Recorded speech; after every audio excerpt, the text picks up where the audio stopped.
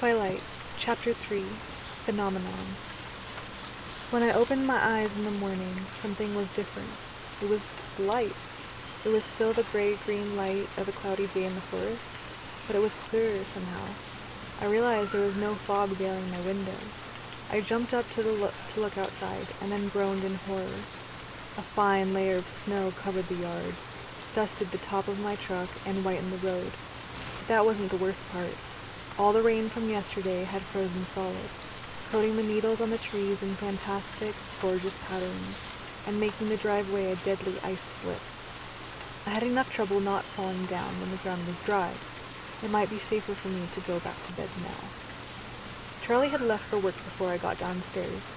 In a lot of ways, I was living with Charlie was like having my own place, and I found myself reveling in the aloneness instead of being lonely. I threw down a quick bowl of cereal and some orange juice from the carton. I felt excited to go to school, and that scared me. I knew it wasn't the stimulating learning environment I was anticipating, or seeing my new set of friends. If I was being honest with myself, I knew I was eager to get to school because I could see Edward Cullen, and that was very, very stupid. I should be avoiding him entirely after my brainless and embarrassing babbling yesterday, and I was suspicious of him. Why should he lie about his eyes? I was still frightened by the hostility I sometimes felt emanating from him, and I was still tongue-tied whenever I pictured his perfect face. I was well aware that my league and his league were spheres that did not touch, so I shouldn't be at all anxious to see him today. I took every ounce of my concentration to make it down the icy brick driveway alive. I almost lost my balance when I finally got to the truck, but I managed to cling to the side mirror and save myself. Clearly, today was going to be nightmarish. Driving to school, I distracted myself from my fear of falling and my unwanted speculations about Edward Cullen by thinking about Mike and Eric, and the obvious difference in how teenage boys responded to me here. I was sure I looked exactly the same as I had in Phoenix. Maybe it was just that the boys back home had watched me pass slowly through all the awkward phases of adolescence, and still thought of me that way. Perhaps it was because I was a novelty here, where novelties were few and far between. Possibly my crippling clumsiness was seen as endearing rather than pathetic, casting me as a damsel in distress. Whatever the reason, Mike's puppy dog behavior and Eric's apparent rivalry with him were disconcerting. I wasn't sure if I didn't prefer being ignored. My truck seemed to have no problem with the black ice that covered the roads. I drove very slowly, though, not wanting to carve a path of destruction through Main Street. When I got out of my truck at school, I saw why I'd had so little trouble. Something silver caught my eye, and I walked to the back of the truck, carefully holding the side for support to examine my tires. There were thin chains crisscrossed in diamond shapes around them. Charlie had gotten up, who knows how early, to put snowshoes on my truck. My throat suddenly felt tight. I wasn't used to being taken care of, and Charlie's unspoken concern caught me by surprise. I was standing by the back corner of the truck, struggling to fight back the sudden wave of emotion the snow chains had brought on, when I heard an odd sound. It was a high-pitched screech, and it was fast becoming painfully loud. I looked up, startled. I saw several things simultaneously. Nothing was moving in slow motion the way it does in the movies. Instead, the adrenaline rushed. The adrenaline rush seemed to make my brain work much faster, and I was able to absorb in clear detail several things at once. Edward Cullen was standing 4 cars down from me, staring at me in horror. His face stood out from a sea of faces, all frozen in the same mask of shock. But of more immediate importance was the dark blue van that was skidding, tires locked, and squealing against the brakes, spinning wildly across the ice of the parking lot. It was going to hit the back corner of my truck, and I was standing between them. I didn't even have time to close my eyes. Just before I heard the shattering crunch of the van folding around the truck bed, something hit me, hard, but not from the direction I was expecting. My head cracked against the icy blacktop, and I felt something solid and cold pinning me to the ground. I was lying on the pavement behind the tan car I'd parked next to, but I didn't have a chance to notice anything else, because the van was still coming. It had curled gratingly around the end of the truck, and, still spinning and sliding, was about to collide with me again. A low oath made me aware that someone was with me, and the voice was impossible not to recognize. 2 long, white hands shot out protectively in front of me, and the van shuddered to a stop a foot from my face. The large hands fitting providentially into a deep dent in the side of the van's body. When his hands moved so fast they blurred. One was suddenly gripping under the body of the van, and something was dragging me, swinging my legs around like a rag doll's, till they hit the tire of the tan car. A groaning metallic thud hurt my ears, and the van settled, glass popping, onto the asphalt, exactly where, a second ago, my legs had been. It was absolutely silent for one long second before the screaming began. In the abrupt bedlam, I could hear more than one person shouting my name, but more clearly than all the yelling, I could hear Edward. Cullen's low, frantic voice in my ear. "Bella, are you all right?" "I'm fine." My voice sounded strange. I tried to sit up, and I realized he was holding me against the side of his body in an iron grasp. "Be careful," he warned as I struggled. "I think you hit your head pretty hard." I became aware of a throbbing ache centered above my left ear. "Ow," I said, surprised. That's what I thought. His voice, amazingly, sounded like he was suppressing laughter. "How in the—" I trailed off, trying to clear my head, get my bearings. "How did you get over here so fast?" "I was standing right next to you, Bella," he said, his tone serious again. I turned to sit up, and this time he let me, releasing his hold around my waist and sliding as far from me as he could in the limited space. I looked at his concerned, innocent expression and was disoriented again by the force of his golden-colored eyes. What was I asking him?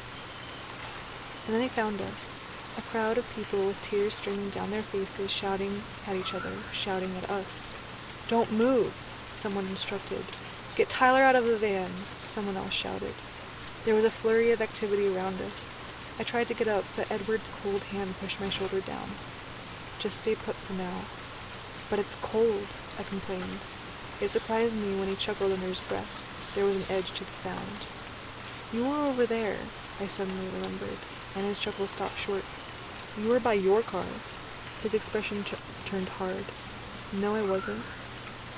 "I saw you." All around us was chaos. I could hear the gruffer voices of adults arriving on the scene. But I obstinately held on to our argument. I was right, and he was going to admit it. "Bella, I was standing with you, and I pulled you out of the way." He unleashed the full, devastating power of his eyes on me, as if trying to communicate something crucial. "No," I set my jaw. The gold in his eyes blazed. "Bella, please." "Why?" I demanded. "Trust me," he pleaded, his soft voice overwhelming. I could hear the sirens now. "Will you promise to explain everything to me later?" "Fine," he snapped, abruptly exasperated. "Fine," I repeated angrily. It took 6 EMTs and 2 teachers, Mr. Varner and Coach Clapp, to shift the van far enough away from us to bring the stretchers in. Edward vehemently refused his, and I tried to do the same, but the traitor told them I'd hit my head and probably had a concussion. I almost died of humiliation when they put on the neck brace. It looked like the entire school was there, watching soberly as they loaded me in the back of the ambulance. Edward got to ride in the front. It was maddening. To make matters worse, Chief Swan arrived before they could get safely away. "Bella," he yelled in a panic when he recognized me on the stretcher. "I'm completely fine, Dad," I sighed.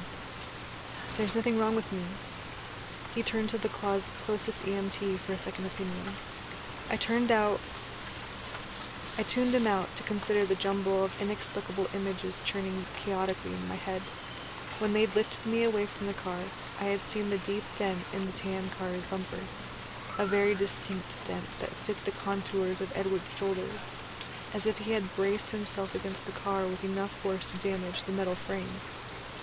And then there was his family, looking on from the distance with expressions that ranged from disapproval to fury, but held no hint of concern for their brother's safety. I tried to think of a logical solution that could explain what I had just seen, a solution that excluded the assumption that I was insane. Naturally, the ambulance got a police escort to the county hospital. I felt ridiculous the whole time they were emoting me. What made it worse was that Edward simply glided through the hospital doors under his own power. I ground my teeth together. They put me in the emergency room, a long room with a line of beds separated by pastel-patterned curtains. A nurse put a pressure cuff on my arm and a thermometer under my tongue. Since no one bothered pulling the curtain around to give me some privacy, I decided I wasn't obligated to wear this stupid-looking necklace anymore. When the nurse walked away, I quickly unfastened Velcro and threw it under the bed. There was another flurry of hospital personnel. Another stretcher brought to the bed next to me. I recognized Tyler Crowley from the government class beneath. The blood-stained bandages wrapped tightly around his head. Tyler looked 100 times worse than I felt, but he was staring anxiously at me. "Bella, I'm so sorry." "I'm fine, Tyler. You look awful. Are you all right?" As we spoke, nurses began unwinding his soiled bandages, exposing a myriad of shallow slices all over his forehead and left cheek. He ignored me. "I thought I was going to kill you. I was going too fast, and I hit the ice wrong." He winced as one nurse started dabbing at his face. "Don't worry about it. You missed me." "How did you get out of the way so fast? You were there, and then you were gone." Edward pulled me out of the way." He looked confused. "Who?" "Edward Cullen. He was standing next to me." I was terrible at being a liar. I didn't sound convincing at all. "Cullen? I didn't see him. Wow, it was all so fast, I guess. Is he okay?" "I think so. He's here somewhere, but they didn't make him use a stretcher." I knew I wasn't crazy. What had happened? There was no way to explain away what I'd seen. They wheeled me away then to x-ray my head. I told them there was nothing wrong. I was right. Not even a concussion. I asked if I could leave, but the nurse said I had to talk to a doctor first. So I was trapped in the ER, waiting, harassed by Tyler's constant apologies and promises to make it up to me. No matter how many times I tried to convince him I was fine, he continued to torment himself. Finally, I closed my eyes and ignored him. He kept up a remorseful mumbling. "Is she sleeping?" a musical voice asked.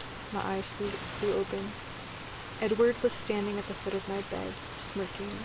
I glared at him. It wasn't easy. It would have been more natural to ogle. "Hey, Edward, I'm really sorry," Tyler began. Edward lifted a hand to stop him. "No blood, no foul," he said, flashing his brilliant teeth. He moved to sit on the edge of Tyler's bed, facing me. He smirked again. "So, what's the verdict?" he asked me. "There's nothing wrong with me at all, but they won't let me go," I complained. "How come you aren't strapped to a gurney like the rest of us?" "It's all about who you know," he answered. "But don't worry, I came to spring you." Then a doctor walked around the corner, and my mouth fell open. He was young, he was blonde, and he was handsomer than any movie star I've ever seen. He was pale, though, and tired-looking, with circles under his eyes. From Charlie's description, this had to be Edward's father. "So, Miss Swan," Dr. Cullen said in a remarkably appealing voice, "how are you feeling?" "I'm fine," I said, for the last time, I hoped. He walked to the light board on the wall over my head and turned it on. "Your x-rays look good," he said. "Does your head hurt?" "Edward said you hit it pretty hard." "It's fine," I repeated with a sigh, throwing a quick scowl toward Edward. The doctor's cool fingers probed lightly along my skull. He noticed when I winced. "Tender?" he asked. "Not really. I'd had worse." I heard a chuckle and looked over to see Edward's patronizing smile. My eyes narrowed. Well, your father is in the waiting room. You can go home with him now, but come back if you feel dizzy or have trouble with your eyesight at all. Can I go back to school? I asked, imagining Charlie trying to be attentive. Maybe you should take it easy today. I glanced at Edward. Does he get to go to school? Someone has to spread the good news that we survived, Edward said smoothly. Actually, Dr. Cullen corrected, most of the school seems to be in the waiting room. Oh no, I moaned, covering my face with my hands. Dr. Cullen raised his eyebrows. Do you want to stay? No, I insisted, throwing my legs over the side of the bed and hopping down too quickly. I staggered, and Dr. Cullen caught me. He looked concerned. I'm fine, I assured him again. No need to tell him my balance problems had nothing to do with hitting my head. Take some Tylenol for the pain, he suggested as he studied me. It doesn't hurt that bad, I insisted. It sounds like you were extremely lucky, Dr. Cullen said, smiling as he signed my chart with a flourish. Lucky Edward happened to be standing next to me, I amended with a glance at the subject of my statement. Oh, well, yes, Dr. Cullen agreed, suddenly occupied with the papers in front of him. Then he looked away at Tyler and walked to the next bed. My intuition flickered. The doctor was in on it. I'm afraid that you'll have to stay with us just a little bit longer, he said to Tyler, and began checking his cuts. As soon as the doctor's back was turned, I moved to Edward's side. Can I talk to you for a minute? I hissed under my breath. He took a step back from me, his jaw suddenly clenched. Your father is waiting for you, he said through his teeth. I glanced at Dr. Cullen and Tyler. I'd like to speak with you alone if you don't mind, I pressed. He glared and then turned his back and strode down the long room. I nearly had to run to keep up. As soon as we turned the corner into a short hallway, he spun around to face me. What do you want? He asked, sounding annoyed. His eyes were cold. His unfriendliness intimidated me. My words came out with less severity than I intended. You owe me an explanation, I reminded him. I saved your life. I don't owe you anything. I flinched back from the resentment in his voice. You promised. Bella, you hit your head. You don't know what you're talking about. His tone was cutting. My temper flared now, and I glared defiantly at him. There's nothing wrong with my head. I glared back. What do you want from me, Bella?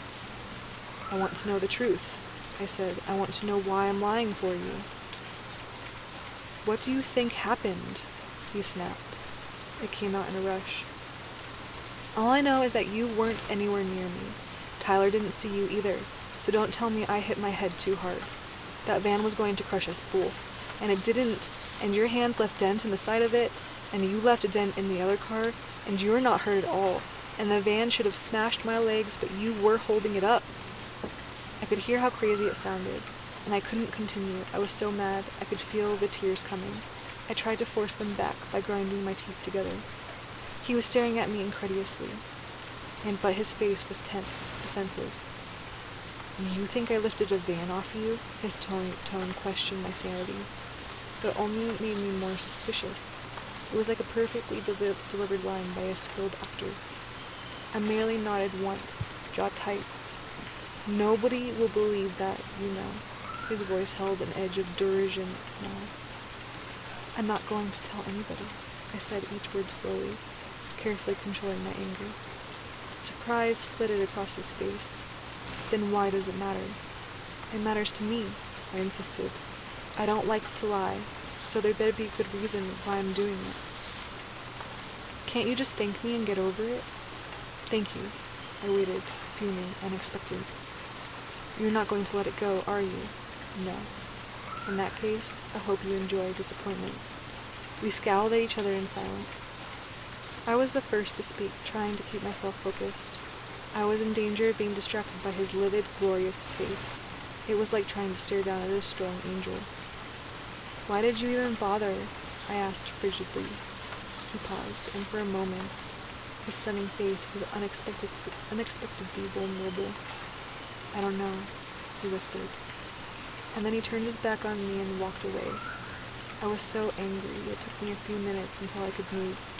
When I could walk, I made my way slowly to the exit at the end of the hallway. The waiting room was more unpleasant than I had feared. It seemed like every face I knew in Forks was there, staring at me. Charlie rushed to my side. I put up my hands.